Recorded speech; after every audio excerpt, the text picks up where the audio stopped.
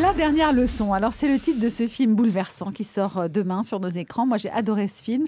J'ai envie de dire que c'est le plus beau film que j'ai vu peut-être depuis une bonne dizaine d'années. Donc, c'est pas rien. Et je vous assure que c'est vrai. C'est la première fois que ça m'arrive. J'ai pleuré du début à la fin du film. Il n'y a pas eu une seconde dans le film où je n'ai pas pleuré.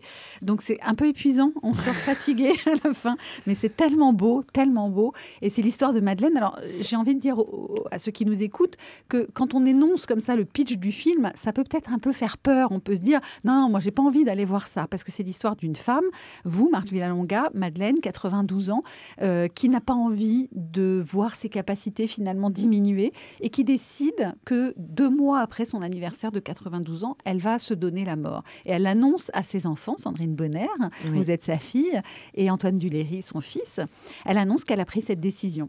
Alors, quand on entend ça, on peut se dire, oula, c'est quoi ce film? Ça doit être hyper pesant. Mais pas du tout, parce que c'est une leçon de vie, c'est que du bonheur. C'est 2 mois que vont vivre cette femme avec sa fille. C'est la plus belle histoire d'amour qu'on ait vue au cinéma, je trouve. Voilà, ça s'appelle La dernière leçon. La fille, c'est vous donc, Sandrine Bonner. Chacun des 2 enfants, Antoine Duléry, qui est le fils, prend l'information que vient de leur annoncer leur maman le jour de l'anniversaire des 92 ans, où eux, ils sont complètement à côté de la plaque, parce qu'on voit qu'elle se remet en question. Eux, ils apportent la télé grand écran qu'elle saura même pas utiliser, en gros. Et elle leur dit, bon, bah, voilà, faut que vous sachiez. Elle préfère ces vieux appareils. Voilà. dans 2 mois, je vais me donner la mort. Chacun prend ça différemment. Absolument. C'est là où le film est très intéressant, je trouve, c'est qu'il aborde plusieurs points de vue. C'est vrai que c'est une nouvelle. Qu'est-ce qu'on fait? Comment on réagit face à ça?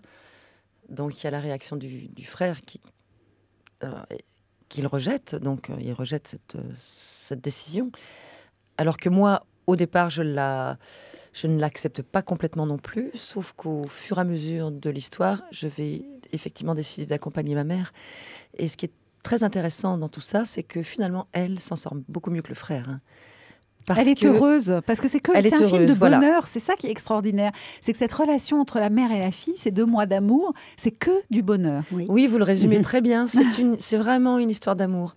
C'est un hymne à la vie pour moi, ce film.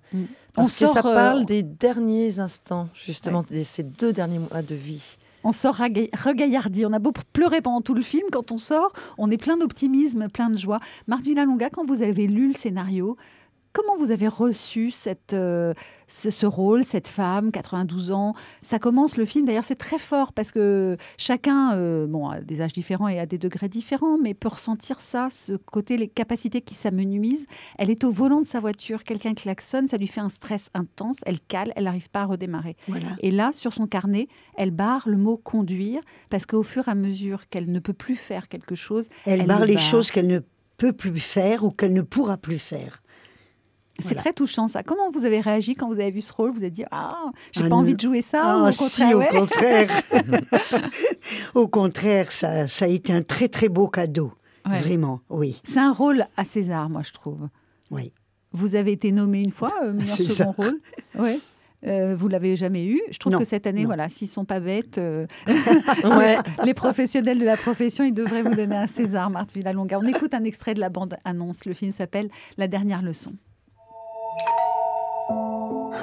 Bon anniversaire, mamie. Il y a maman qui veut faire un discours. Mais chérie, je vous ai toujours dit que quand les forces viendraient à me manquer, je souhaiterais partir. Le moment est arrivé. Tu peux pas nous mettre au pied du mur comme ça, c'est pas possible. Mais à 92 piges, elle est moins coincée que toi.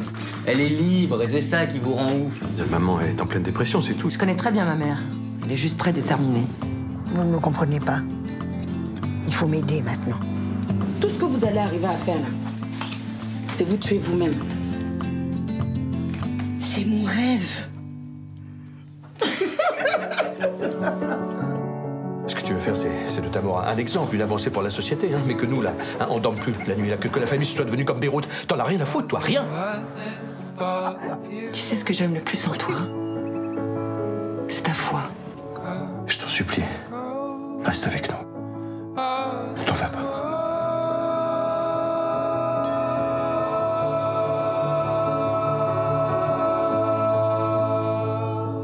Tu me tiens bien. Ah oui, Oui. je te tiens. Voilà, c'est poignant même quand on n'écoute que le son de la bande-annonce. Hein.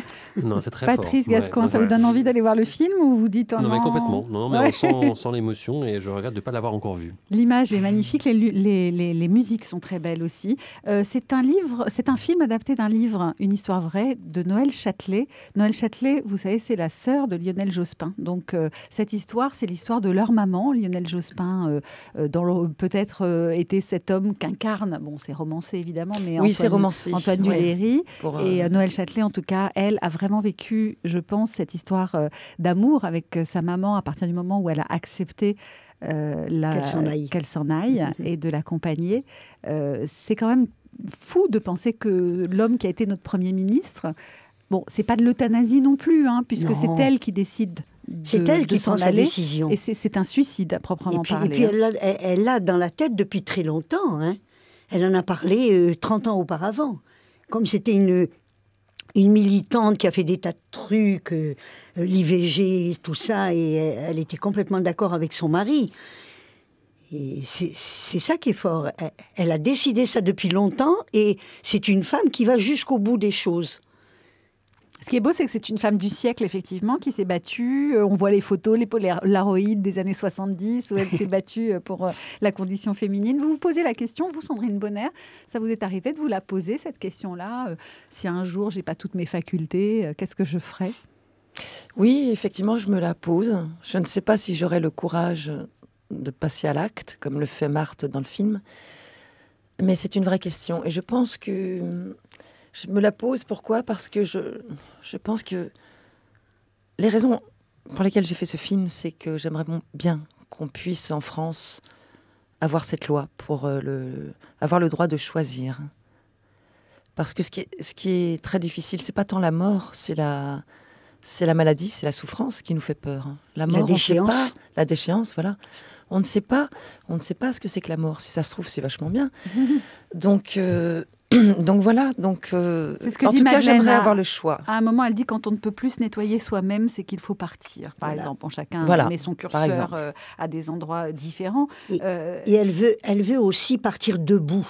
Oui, ça c'est important. Elle veut partir debout. Vous y pensez, vous, Marthe Villalonga, à tout ça ? Oui, bien sûr. Mais moi, je suis comme elle. Moi, je voudrais partir en bonne santé debout. J'ai peut-être beaucoup de choses à demander, mais oui, c'est vrai. Parce qu'il n'y a rien de pire que d'être dans un lit, de souffrir le martyre, alors qu'on sait que de toute façon, l'échéance est là, elle arrive. Alors si c'est pour prolonger ce malheur pendant 1 mois ou pendant 4 ans, je ne vois pas pourquoi on n'aiderait pas ces gens-là à partir. Ce film, c'est une leçon de vie. Est-ce que ça vous a appris, vous, quelque chose ? Est-ce que vous avez été transformée après le tournage, Sandrine Bonnaire ? Oui, pour moi, c'est une leçon de vie. Je trouve que c'est un film qui rassemble, qui nous concerne tous, et toutes générations confondues. Moi, ce que j'ai appris avec ce film, enfin, c'est pas tant que j'ai appris, mais c'est une émotion qui m'a... Vous avez pleuré vous-même, hein, en le voyant. J'ai pleuré moi-même, alors que je connais l'histoire par cœur. Je sais comment... Enfin, j'ai fait ce film et je me suis fait avoir. Mais parce que j'ai pas pleuré de tristesse. Pour moi, c'est un film qui fait du bien. Ça parle de l'accompagnement. Et voilà, l'accompagnement, c'est quelque chose que je connais, lié à ma petite sœur Sabine. Mais ça a renforcé ça. Je me dis... On a tous besoin d'être tenus par la main ou de tenir la main de quelqu'un.